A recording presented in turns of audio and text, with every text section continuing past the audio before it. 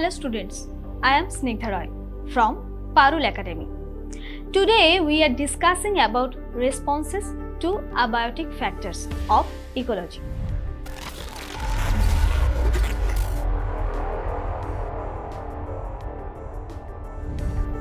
Responses to abiotic factors. Regulate.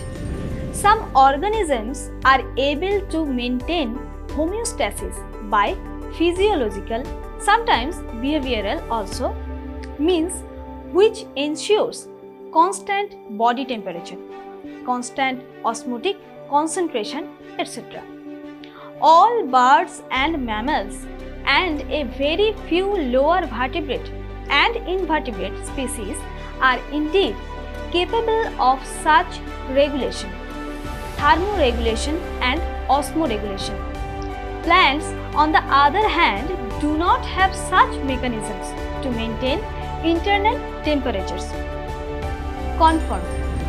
An overwhelming majority, 99% of animals are nearly all plants cannot maintain a constant internal environment.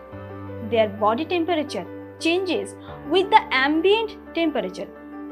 During the course of evolution, the costs and benefits of maintaining a constant internal environment are taken into consideration.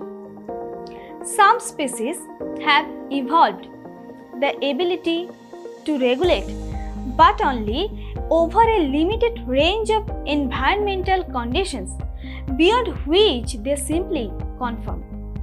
If the stressful external conditions are localized or remain only for a short duration, the organism has two other alternatives for survival. Migrate.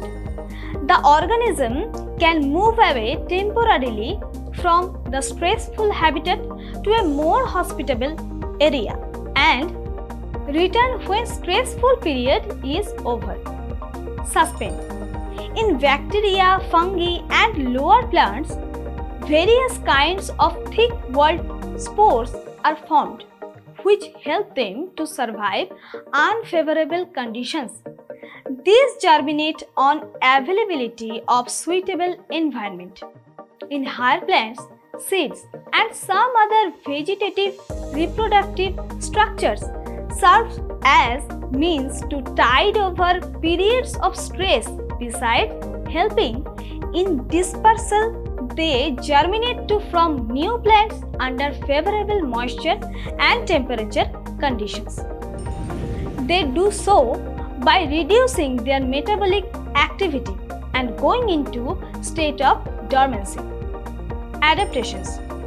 While considering the various alternatives available to organisms for coping with extremes in their environment, we have seen that some are able to respond through certain physiological adjustments, while others do so behaviorally, migrating temporarily to a less stressful habitat. These responses are also actually their adaptations.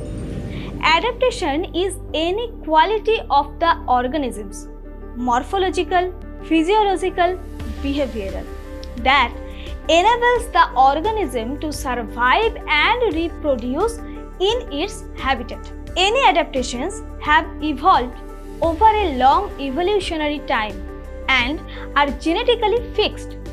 Many desert plants have a thick cuticle on their leaf surfaces and have their stomata arranged in deep pits, sunken, to minimize water loss through transpiration. They also have special photosynthetic pathway (CAM) that enables their stomata to remain closed during daytime.